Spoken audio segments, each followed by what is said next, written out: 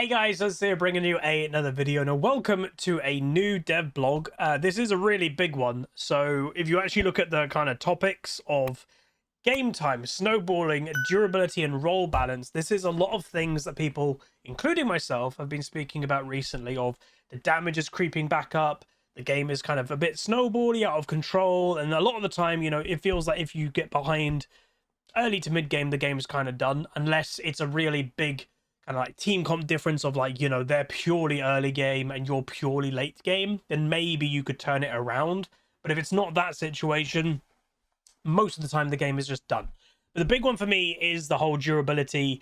I'm interested in looking at that. I've not, by the way, read this. I've waited to have time to make a video, because yeah, like, it does kind of feel the durability update a year ago, whatever, just it kind of feels pointless again. The only thing that I've said and mentioned, the only thing that does genuinely feel that it's stuck from that is assassins, for the most part, do have to build Assassiny. And I will say, for the most part, there are exceptions like Kane and stuff like that. They can build a weirdly a bit tanky and still one-shot you. But let's see what Riot themselves is thinking about the game. This is a big one. So this is Riot Froxzon here with the quick gameplay thoughts of patch 13.16. This week I want to talk about three topics that we've been seeing pop up lately: game time, snowballing, champion durability, and role balance, primarily bot, top, and jungle. Yeah, bot being probably, well, especially AD carries nowadays because Freak has made them OP. And then jungle is for, like, usually whoever's the best jungler wins the game, and then top lane probably just because it has lack of impact. Notice how mid lane's not mentioned here. Mid's the forgotten role. Riot themselves has said that they're going to try and change mid lane in preseason, so it's forgotten about even here, but hopefully in preseason Riot will do something about mid. But anyway, game time and snowballing. So what would I, before we get into talking about it, all I'll say is, like, I'll say what I think myself before we get into it, so don't spoil yourself and read.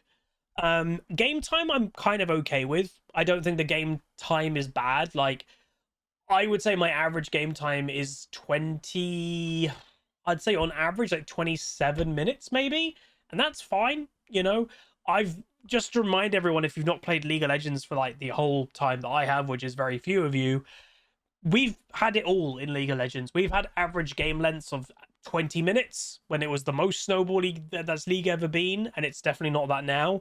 But we've also had average game times, and I'm talking average game times of like 40 plus minutes. So when the average game time was 40 plus minutes, you did have occasional hour-long games, and I would say that was awful. Like, it just straight up was bad. And I do want to make that clear, because yes, some people are like, I want a slower game. And yeah, I agree in some aspects, like the game is very fast. But when a game was taking an hour, you have to remember, a lot of people only have an hour, maybe 2 hours a day to game.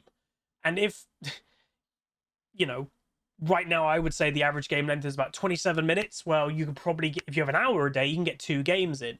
If the average length is higher than that, you only get 1 game in. And then it was even worse, hello puppy, when, you know, the game length, if you get worse, it's just a worse experience overall. And, you know, when you're wanting to climb in ranked, the less games that you can play just on game length is the less you can climb. So try not to, and even an old school player like me who likes to hold on to leagues past, don't hold on to game length being good the longer it is. It's really not. So that's what I would say. Snowballing, I do agree snowballing is a bit much, but it's kind of, I don't know what much Riot can do about it. And this is the thing. So what I mean by that is players are becoming more knowledgeable as the years go on. That's just a thing with older video games. So people know how to execute things better, they know how to expose weaknesses better, and therefore, if someone makes a mistake in the early game, people are better at snowballing it, right? And also, the cooldown differences between what it used to be and now is astronomically huge. There was a clip floating around a few weeks ago of Leona from, I would probably want to say season 2 or 3 maybe, and her Q cooldown back then was something like 18 seconds. Her Q cooldown now in the clip was like 6. So that's under half of what it used to be. you ain't gonna change that. And that does go with snowballing and game length, because if you suddenly take a cooldown of that used to be 18 seconds, whatever it was, and you more than half it, and you do that with everything in the game, and on average that's what's happened, it's speeding up the game. And the more you speed up the game, the bigger chance of snowballing is going to happen. So again, I actually don't know what they can do about this, but let's see what Riot says. So it says, overall, we're pretty happy with the current length of games. I agree. Right now, laning is roughly half of the game, while the other half is mid to late game. And in games that extend past that, we're seeing a good amount of back and forth that allows for more gameplay options in the mid to late game. In regular brackets of play, a game time is slightly longer than Season 9. And again, the weird new format. So Season 9, 2020, 2021, and slightly shorter, though, than 2022. For elite brackets of play, game time has been stable from Season 9. So that's quite interesting. That is pretty much the same in a lot of avenues. So snowballiness, perfect name for that, in a regular play is in a healthy spot and is still lower than pre-durability update levels. Yeah, yeah, before the durability update, it was stupid. Although I think it's creeping back up. In elite play, however, snowballiness has increased a bit due to how the changes to dragons and early sustain in patch 12.14 have been optimized by players over time. Yeah, I would say they probably should reduce the power of dragons, because they're two big moments in the game, especially in early game, you know. So I wouldn't mind if they reduced the power of dragons, at least in the early game. Make maybe the scaling of per dragon go up, but the early dragons do less. I don't know. Which was intended to increase the pace of slower pro games. Unfortunately, the trade-off was increased snowballing in elite play, as they are significantly better at taking objectives and utilizing early game advantage to snowball their leads. Yeah. So ideally, this is a big text. Wow. Ideally, lanes are able to snowball a reasonable amount such that lane play feels rewarding and gives an advantage going into mid-game, but does not completely decide the game. For example, we think that a Darius that comes out of laning 3 kills and 40 CS up should realistically be able to win a 1v2 due to their earned advantage, but they need to then carry that advantage through repeated success in order in some broader team-to-team conflict before winning the game. I'd agree to that. I don't think people could really disagree to that situation. A Darius supposed to win lane, and if they do win lane, 3 kills, they're 40 CS up their lane opponent. Realistically, that should mean a Darius is a very powerful figure by the end of lane phase, and they should have that absolute pressure. But that isn't everything, and that Darius should need to get involved with the wider game, so the rest of the team. That's the whole ethos of top laners shouldn't just stay in top lane and pretend that the rest of the game doesn't exist. They need to get involved. You know, they need to go to Dragon. They need to go to fight Rift Herald with a jungle, whatever. A lot of top laners don't do that and then complain that they have no impact. So this is what Riot is saying is, win lane phase, be really strong, but you can't just leave it there and go, yeah, you should have won the game, dude. You won lane phase. That isn't the be and end all. Yeah, you can win lane phase, that's great, but you need to carry that through with the strength that you earned from lane phase. That I completely agree with. That's my ethos myself, you know? I've always said that, especially with top lane. You see so many top laners who do well in lane phase, they completely fall off because then they just don't know what to do. And what they a lot of the time end up doing just nowadays, I split push. That's not the answer always to do, but it's become the answer that most top laners do. But anyway, we're not aiming to make significant changes to game time, but we are continuing to investigate ways to reduce snowballing in elite play while not slowing down the pace of pro. True. So even though I would say they should probably focus less on pro play, and I say that with a nice intention, but pro play is dying. You know, there's no way to hide it. The viewers are down. There's all rumors that Riot has gotten rid of franchising fees in LCS because no one cares about it anymore. They probably should just care about the vast majority, and it's always been the vast majority, obviously, is not pro play, and then maybe reinvent pro play to be more exciting. Because the problem with pro play, and I've said it for years, it's really boring. Why? Because The players earn too much money, and then they don't want to risk anything, because if they risk anything and put themselves in a crazy predicament, they could get dropped and then they lose all their millions of contract. So that makes pro play insanely boring to watch. It's really slow pace, there's not many risks involved, lane phase is just a bore fest of farming, and there's very little going on, and then usually it's just boring lane phase, the occasional okay jungle gank, and then big team fights at the end. That's been pro play probably for the last 5 years. I think they need to stop focusing on that so much. But and that's why they're saying they don't want to slow down pro play, because it's already really slow. Compared to solo queue, it's snail pace. And if they do more changes that could slow down solo queue, then it would slow down pro play even more, and they just can't do that. So then things we're investigating include lowering the impact of early deaths, adjusting the influence of junglers currently have on their games, I would like that, and decreasing the impact of early objective rewards, I'd like that too. We're still exploring what these changes would look like, but since design changes in this space are challenging and take time to solve, we are likely won't be able to make meaningful any changes until after Worlds. To me, that's basically pre-season. We might do stuff in pre-season, we'll see then. Okay, so, and then, last thing is, while we acknowledge that not all players are interested in pro, there is a significant portion of League's audience that cares deeply about it, and we're trying to find the best compromise between solo queue and pro, as we don't want to purely sacrifice one for the benefit of the other. I mean, for a very long time, I think they've sacrificed solo queue integrity for pro play, so maybe doing it the other way around wouldn't be the worst thing in the world. I know I'm a solo queue player, but yeah, a lot of the champion changes that they make, look at Renekton, probably the best example you can give. Played in pro play like mad because he's got a very high, good jungle synergy, good tower presence under, in lane phase with a jungler. You can easily coordinate those dives and ganks and get a Renekton ahead and snowballing, and then you transition the strong Renekton that you got from early lane phase with a jungler into becoming basically a distraction for your late game AD carry eventually. It's really easy to do in pro play, and it was very effective. But in solo queue, where everybody isn't really working together that much and you're just kind of individuals, Renekton is an early game top laner, and you don't always get that jungle attention like you do in pro play, and they just kept nerfing that champion, and then they kept nerfing a champion that then had to, he doesn't scale as a typical carry top laner, but then they kept taking power away from his early game because of pro play. So then what the hell could Renekton do? They're taking everything away from him because of what's happening in pro play. That's just one example. There's a lot of examples of this.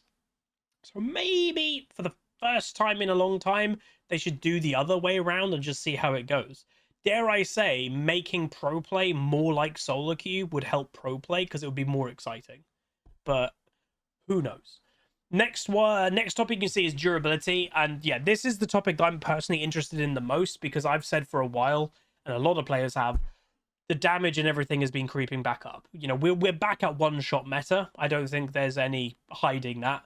Assassins, obviously, and that is, people can say that is their job, which is true, but I would say easy one-shots are back to near the level that they used to be. And that was my biggest complaint before, and if you've watched for many years, I don't mind one-shots, but they have to feel earned. And a lot of one-shots before the durability update, and we're starting to get back to that point, do not feel earned. Is when you're getting one-shot by something and they might have done 2 things to you instead of using their whole kit, that doesn't feel earned to me. Or look at Rengar, and I've done it myself. I've played Rengar, I've done this, I'm doing it as well, we all are. I can literally jump and press Q, that is it, and I kill something. I'm not using my W, I'm not using my E, hell, I'm not even using double Q. I'm ulting, jumping, pressing Q, something's dead. It doesn't feel earned, There's no skill to doing that, and that was my biggest complaint before, was the skill in the game really comes down the easier one-shots are, because you do them all the time. The harder one-shots are, it's what I've always said, tank meta, when it's truly tank meta, is the most skillful meta in the game. And I don't mean just when tanks are strong or tanks are played. What I mean by tank meta is everything in the game is tankier, everything is more durable, cooldowns are a bit slower, and every part of your damage matters. Because if you're playing, let's say, Syndra and the damage is really high, you can Q ultimate, something's dead. That's not very skillful. But if you just change a bit of the numbers, but if it's like, oh, you can still kill something quite easily, but you've got to land your Q, you've got to then pick it up with W, throw it on them, hit the W, then hit them with the E, then hit them with another Q, then ulti, okay, they're dead. Well, guess what? That's suddenly what I would call earned. Because instead of just doing Q ultimate, they're dead, see you later, bye-bye, you actually had to use your kit. You had to fulfill what your champion's supposed to do and use all of your kit. That's a difference in being skillful and not. But it is creeping back to the stage of it not being skillful. So we've been seeing discussion about damage returning to the game now that the durability patch is a year behind us. We agree that damage has been slowly creeping back up, but there are a few reasons for this, because they're not going to say the actual reason, obviously, but it's because the largest region loves damage. And I'm not saying that as a negative, by the way. I'm not doing that as an attack. It's a fact. And it's a business's prerogative to go and design your product or change your product or keep the biggest audience happy. I'm not saying that as a negative, but I'd rather Riot just kind of said it, but they're never going to. But anyway, item changes from mid-season this year initially resulted in an increase in damage, but after nerfs in the last few patches have been adjusted to be about neutral damage-wise with where they were a year ago. No. There are some specific champions who lost durability from changes to Shieldbow and Bloodthirster, the Wind Brothers, and we've been trying to restore that over time. And yeah, there they are. So the recent increases to Yone and Yasuo. I do know, I think there has been discussions, especially on Reddit, about the Wind Brothers recently. So that's probably why they brung them up specifically. And then another reason for this gradual decrease in durability is due to our bi-weekly patches. Yeah, so when you keep just upping damage every couple of weeks, the damage is going to go up over time. So since League constantly is updated, nothing is ever truly permanent.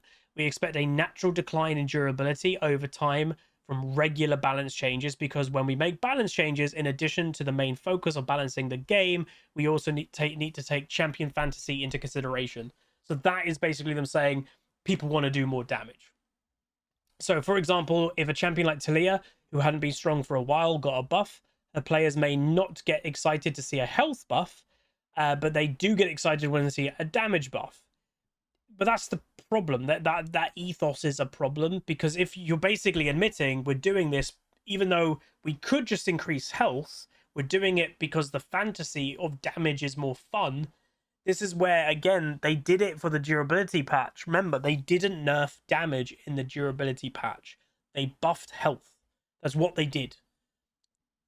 Then they just, and then since every single change pretty much from then on has just been increasing damage again. So every champion, yeah, has got a bit more health from the durability update a year ago, but you've then just brung the damage back up. It's wiped it out. I just don't see the logic in it, but whatever. So durability also may not be what they need to become more viable. Additionally, the nerfs to enchanters earlier this year led to more lethal, damage-orientated supports making their way into bot lane. We suspect this has also contributed to the increase of overall damage in games. I mean, yeah, I'd partially agree to that, but I'd also wager. So, enchanter supports, generally, I'm not, in solo queue at least, they're not really given a great respect level, is what I would say. You know, if you talk to a random person and go, oh, what rank are you? And they go, oh, I'm diamond, whatever. And you go, oh, what do you play? Right now, you might not want to admit it to yourself. If someone replies to you and you say, okay, they're a support main, you know. Firstly, if someone says they're a support main, you're instantly, a lot of people are going to go, okay. There's a slight thing with supports especially, but then even within support, if that person goes, oh, what do you play? I play Lulu. That player instantly will kind of go, okay, a bit more. But if that player then kind of goes, oh, I play Vel'Koz, there's instantly a slight difference of feel there. And I think that definitely has something to do with it, of people don't want to be completely known as being carried. Does that make sense? Again, I'm not saying that they are. It's just the kind of the impression that enchanter supports have of they just kind of press two things on an AD carry and that's what they do. And I will say, as someone that plays support, you do more. You do more than that as an enchanter. They're not as easy as people think, but there is definitely that in that kind of reputation to them that I actually think Riot should try to address. How do you address that, by the way? You address that, and I know this probably is going to sound a bit weird, but you address that by making the role harder. So you make it that, dare I say, you make an enchanter support's abilities do less, but they can do it more often, because then they're having to be so much more active. We've all seen that Soraka, or Yumi obviously is the biggest offender, we've all seen that Soraka just standing in the bush in the whole of lane phase, never poking, never auto-attacking, and they're just healing, and that's all they're doing. And it's kind of effective. Like, they can get by. They should not be allowed to get by. That's the thing, but they can. So that's what I would say. If they want to change, especially when it comes to supports, not people wanting to just play damage supports, they need to address the other elements of supporting. So yeah. So while we're working towards a durability, level similar to patch 12.12, where each class was viable, combat felt like it was interactive, yeah, and many champions were viable. In the original releases, 12.10 and 12.11, assassin and burst champions weren't viable. See, I don't know. I kind of disagree. Like, I remember when the durability update came out, and I think we all remember, there was a really viral clip of a Kiana one-trick literally crying that they couldn't one-shot anybody anymore, and they were still trying to build as a bruiser, and they were really weak. Like, they were still building as a bruiser, and they were like 2 levels down, 50 CS down in lane phase, and they lost the lane phase. And then they were crying that they couldn't one-shot something, and they still nearly got the kill. I think it isn't that they weren't viable. I think it just took a few weeks for people to go, oh, I actually have to play as an assassin now, not a bruiser. So that's where I would say, you know, Riot have this data, and that's fine, but I would say it was more, it's not a data thing that they can really look at. I honestly think it was a thing that took a month, which is 2 patches, for people to go and accept, oh, I actually have to build as an assassin now. And then, you know, yeah, they did some damage updates, which I don't think they needed to do for those champs. Give it a month without doing any changes, those champions were fine. They were. The players that embraced it straight away, they did fine straight away. They just had to play as an assassin. And a lot of assassins don't just forget that they had to change their build. They had to play better. That's the big thing. When the durability patch update happened, assassins, and I just say I'm a partial assassin player. I like playing Zed. I play Rengar. I was in this as well. It isn't just the fact that they accept, oh, I actually have to build as an assassin again. It's not just that. They actually had to become better players again. Because the difference of being an assassin that builds as an assassin is, oh yeah, you can one-shot things still, but you're really squishy. So if you make that slight mistake, you get killed. You get one-shot. But the difference before was, oh, you could one-shot everything, but you were a bruiser as an assassin. You didn't die if you made a mistake because you were actually kind of tanky. That was also a really big difference that I think a lot of assassin players became too familiar with and reliant on, was they could basically play sloppy and get away with it. The change made it so you actually had to play good again. And I think that's another thing that wasn't the whole viable, non-viable. It just took a while for people to adjust to it again. But that's my opinion. But yeah. So they're saying, so in patch 12.9, the patch right before the durability update, as a baseline, 12.12 was 10% more durable for squishy champions like Caitlyn, Victor, Soraka, and 13.15 is 5% more durable. So they're saying we're still better off than we were, but damage has crept up. So yeah, we've halved what the durability update did. That's quite a lot in a year. You know, Riot, they're trying to sound like it's okay, but they have halved what they did by the big durability update that they didn't really want to do. They have halved the effectiveness of it. That's quite bad. So yeah. So we intend to gradually bring durability back up to the levels that it was before, so back up to that 10%. So especially for squishy classes, we're planning to do this by buffing non-damage things where it makes sense. So like Silas's mana changes are 13.16, nerfing damage rather than other things more frequently, and by spot adjusting champions who've excessively skewed towards high damage builds, which will decrease overall damage by some amount of whatever. So Aatrox, Hecarim, Xin-Zhao, Kled, Vi being notable examples here, and by reducing the amount of snowballing as mentioned in the previous section. So they're basically admitting, which is good, it's crept back up. We think it's a problem. We don't want it to get back to where it was truly before. So we're actually going to try slowly bring back the durability update again. Yeah, so what I would say, like, just to mention what do they mean by this? So Silas is a strong champion.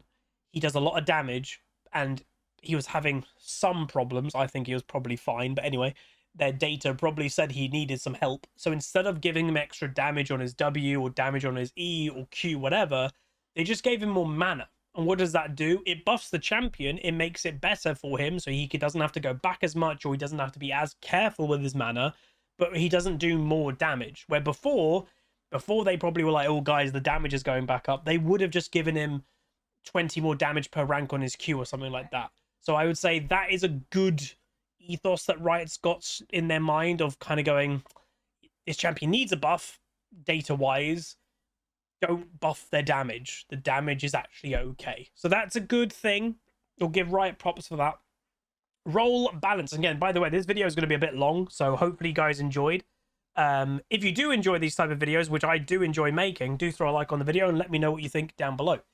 So role balance. So top and bot lanes are in a perpetual seesaw of one feeling strong and the other feeling weak, which I don't know if I agree to that. Like recently, bot lane has been really, really strong in the last few years, and then they only got made stronger with Freak joining the dev team. But anyway, and I will say this, I'm not biased to a top lane. I'm not a top laner. I was years ago, not anymore. So I'm not just saying this as some top laner that's angry. I don't play top. So for vast majority of players in almost all levels of play, top and bot are close in power level and agency. I'd disagree with agency. Hilariously, I'd nearly agree on power level. Like truly, I would. Agency, I don't. Because of basically the early objectives that bot lane has agency over. But anyway, the exception here is in bot lanes in very high skill brackets where players are able to better coordinate their teams, absorb pressure without dying, and consistently optimize their damage dealt. So in elite play, top is lower on the desired power level, bot is close to the right power level, but both are low on agency. So this means that oftentimes in the hand of other roles, jungle mid support order varies by skill bracket to determine which lane gets to play the game and utilize the power of lane effectively. Yeah, I'd say like in very good ranks, jungle probably, the thing is bot lane is probably the strongest individual area in the game, but jungle is not as strong as AD carry, but jungle makes what they're saying here, who gets to play the game, the jungler gets to determine that. That's the problem, right? Is if the jungler simply goes, I'm camping bot lane, the enemy bot laner do not get to play the game. But then if that jungler goes, I'm only camping top lane, the enemy top laner doesn't get to play the game. So yes, bot is very, very strong, but a jungler does get to realistically pick who gets to actually have an okay game here. So it's the problem with, well, it's jungle, you know? They have so much power in the flexibility of what they can do. But anyway, so while we've been slowly reducing the need to play around bot lane in the early game, which again has been obviously the thing to do all the time recently, it is still, at the time of writing this, the optimal way of playing. And that's what I've said. Whenever I'm in my ranked games recently, and let's say I'm playing support, and the jungler's here, or I'm getting ganked, you can't blame the jungler for ganking bot lane because it is the best place to gank. There's no question. There's two big reasons why bot lane is the best place to gank. And there's one that they'll never realistically get away, but two. The first one is the biggest reason. There's 2 enemies in bot lane at all times, practically. So if you're playing statistics in your head as a jungler, where am I going to get the most fed? Statistically, if you go bot lane, you are doubling your chances of a kill. There's 2 down there. And if you manage to get a double kill, well, that's double the amount of gold in 1 gank. So that's always going to be a factor in going down to bot lane.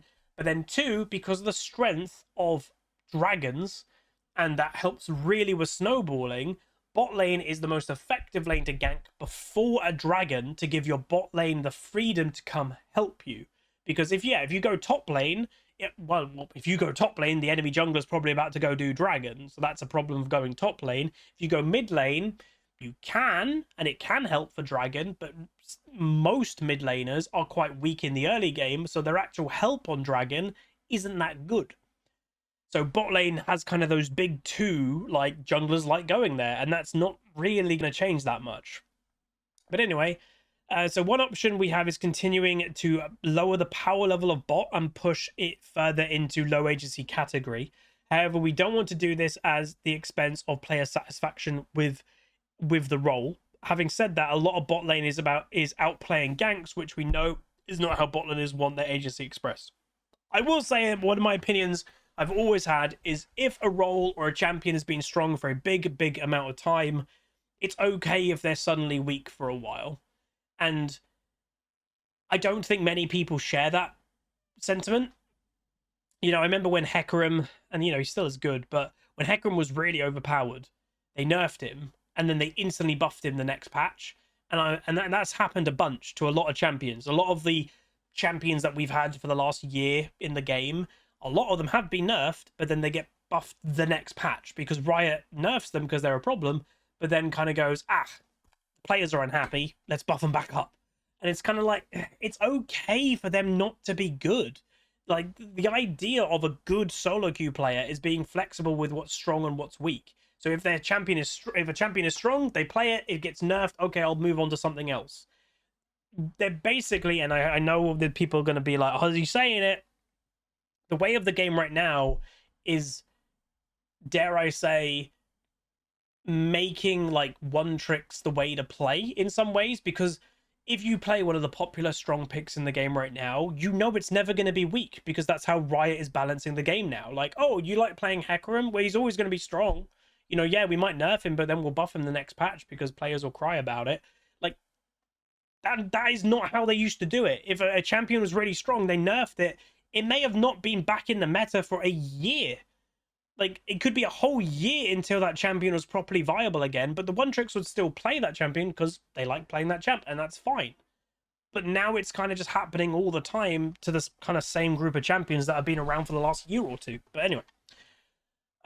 So, jungle is still currently overpowered, and we believe it is a significant contributor to the feeling of lack of agency from top and bot especially. Dude, is Freak writing this? I don't get why bot lane is saying that they don't have agency. What do you mean? Like, it's the strongest role. Like, I don't get it. And again, just say, I play bot lane. Like, I play bot lane as well. Like, my most played champion right now, this split, is Karthus bot lane. Bot lane is crazy in how good it is. So, I don't know. It just feels there's a bit of a disconnect with, like, what's actually happening, at least in solo queue, and what Riot thinks is happening. It's so weird. But anyway, I will agree jungle is overpowered, though. But anyway, we're going to further adjust the jungle to get a sweet spot where the role is still fun, lanes feel like they can control their own destiny, and ganks are still effective. And keep certain strategies like perma-pushing from getting out of hand. I will say, yeah, that role is kind of that strategy, and that's mainly a top lane strategy. But yeah, I don't know. Riot is saying a lot of big things here, like, we're going to make jungle really good. How? Please say how you're going to do that, because, like, they're just saying, we're going to get it to a sweet spot, that it's still fun, lanes are good, because they're not complaining about jungle, they can do what they want, but ganks are still good, and then we can also tone down overpowered strategies. How are you going to do that? Like, gee, that's a lot to do.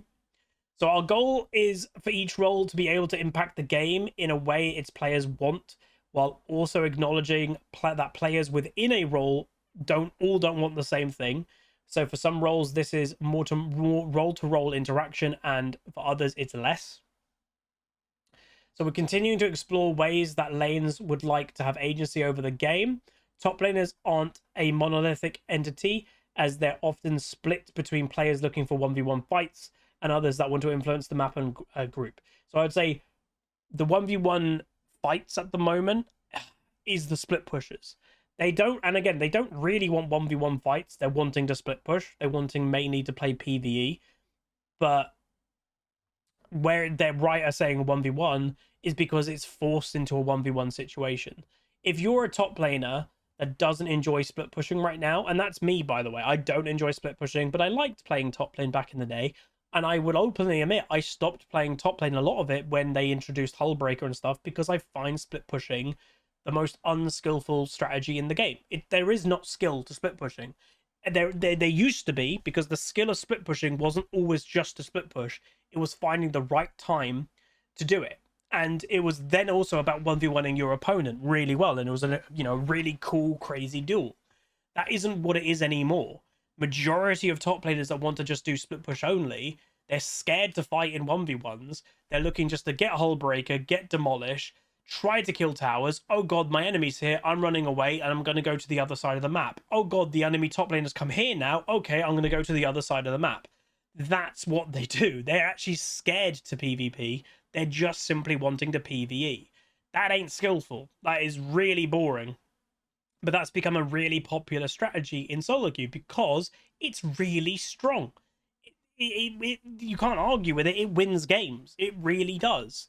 So I would like Riot to really tone down split pushing, and hell, they need to just delete Hullbreaker. That item is not healthy, but I don't think they're ever going to do it. I don't think. Anyway, I will say, by the way, hopefully you're enjoying this conversation. I am being critical, but this is the type of video to be critical. This is Riot giving us all the thoughts of what they realistically think about the game right now. And it's worth saying, I'm happy with the game overall. I'm happy with how I'm climbing. Again, you guys don't know my latest rank on my main account. You'll get that over the next week. But it's going well. So it's not like I'm begrudged, oh, it's going awful in my solo queue, therefore I'm angry about the game. It's quite the opposite. Like, I'm actually doing pretty damn good in solo queue, but I am still critical about the game. The reason why I also will be critical about the game is because I love the game. And I truly think the game could be so much better than it is right now. I think there's many decisions Riot have made, and it all goes back to the same thing. You'll always, if you listen to what I say, the ultimate thing that I want League to be is a skillful experience. I want it to be, and that's what we're all different. That's what I find the most fun, is when my fun equates to, I feel like I outskilled my opponent. But unfortunately, a lot of the direction Riot has taken the game in the last year or two, in my opinion, is nothing to do with skill. And I know this can sound really bad. It's to do with mindless fun. Maybe that's the way to word it. So it's to do with fun, but the way that Riot's done it is about mindless fun rather than skill. It's mindless fun to one-shot things with half your abilities. It's mindless fun to demolish a tower with one auto attack with Hullbreaker. Those are mindless fun, and they exist in the game right now, but they ain't skillful. You know, that's the big thing to me. So I am critical of the mindless fun things that Riot have implemented, and I want them to tone them down and bring back pure skill to the game. And that's my perspective. And that is just my perspective, and people are going to have different opinions on that. If you bring a Hullbreaker split push top laner and have a chat with me, they're going to have a completely different perspective, and they're going to potentially have perspective about bot lane. They're going to have a perspective about jungler. Oh yeah, I agree, tone those down. But the mention of get rid of Hullbreaker, they're going to be offended by that. That's the thing. We're all different. We all have our things that we like and we don't like. And the same goes for if I was playing an assassin and I bring on an assassin player, that they're a Rengar only player, they're going to be quite defensive of the idea that one-shots are going to be toned down. Like, oh, you're actually going to have to land your all abilities to one-shot something. Well, that's suddenly affecting them, that they don't get to be as effective with one-shotting instead of just with a Rengar jumping on someone and pressing 1 Q. Everybody's different, and we all have our different perspectives. We'll agree with some things, we'll disagree with others. But my overall arching thing is bring back skill to the game. It's that simple. Like, that is my be and end all thing. And the way that I think they could really do that is tone down damage. Like, the durability update did not do anywhere near the actual damage that I would want. You know, Riot, I think the way that they described it, even in this article, roughly was like, it was roughly a 10% damage nerf when they did a bit durability update. I think back in the day when it was really bad, I think I quoted like, oh dude, it could be half what the damage is. And I know that sounds like a lot, but it really could have. The damage was stupid. But I think realistically, if they toned the damage by, instead of 10%, they toned it down by 30%, the game would be a lot better. Like, it would just straight up be better. And then I would get rid of things like Hullbreaker, because it just isn't skill. You can still split push. Split pushing has always been part of the game, but the objective of split pushing wasn't just to kill towers, it was also to outplay your opponent in a 1v1. It was to actually have a duel. But the focus of these split pushing players now, you know, in top lane, they're not actually focused on the duel whatsoever. They're just more focused on killing towers. That's weird. Like, I don't know. But anyway, that's just my perspective on it, at least. So what we're saying here, we don't have a okay, so we don't believe a one-size-fits-all solution to solve top lane agency exists. However, we're figuring out how to deliver on some of the things that top laners agree on. Better scaling and less punishment when leaving your lane to impact the map. So that right there, by the way, is the perspective of the more, dare I say, skillful top laner, of wanting to have impact on the map, not just split pushing. Because if they're... Give the great example. You're playing Darius, you're against a Scion, right? Darius should win that lane, and let's say he does win that lane, and Darius gets 3 kills. Use the example Riot gave. It's the end of lane phase, but Darius has 3 kills, 40 CS up, and he's doing really good. Okay, I'm a strong Darius. I'm going to go help for the next fight, mid lane or dragon, whatever, and he does that. By the time he does that, and let's say the fight goes okay, you know, they kill 3 of the enemy, so one, you know, the enemy laner, the enemy Scion stays top lane, obviously. But Darius's team does get the dragon. They kill 2 of the opponents, but one of his team dies. Darius is alive, though. By the time he returns to top lane, that Scion has probably got, what, 3 waves, at least? And may have even killed tower. And he's a good scaling champion, is Scion. And by the time he comes back, there's a good chance that Scion might even be able to, you know, with doing that a few times, that Scion will then go, oh, Darius, you're dead. Or, Darius, you cannot leave anymore, because the moment you leave, your tower's dead. And that's just for the first tower. If Darius tries to do that later into the game and actually go make an impact on the map, that Scion is still staying top lane. Your tier 2 tower's now gone. The next time Darius does that, oh, Darius, your base tower is the inhibitor tower is now gone. So that then traps a Darius to having to stay top lane completely. And where before you may go, oh, this happened before, and you know, it's just it's a champion difference. Yeah, Scion does scale better than a Darius, but it never used to be Scion just stays top lane. But now they will just stay top lane. There's no incentive to not stay top lane. So then Darius, who's not a pure 1v1 duelist top laner, is then stuck doing that, because if he doesn't do it, which by the way isn't his job, and Darius is supposed to go in a good team fight, get his resets later in the game, he cannot do that anymore, even though he's strong. He won lane phase, because if he does do that, the Scion is top lane and his inhibitor will be dead in 15 minutes. That's the problem, you know? And I think that's what Riot is potentially trying to say here. You shouldn't be punished that much for leaving lane. And for like a Darius example, you are technically doing the right thing for your champion. You're going to do the correct thing. You're doing what your champion is designed for. You are getting so punished for it. That's the problem. So while our strategy of buffing weak top laners up, typically with scaling, and nerfing other roles down has been directionally effective, there's still more work to do.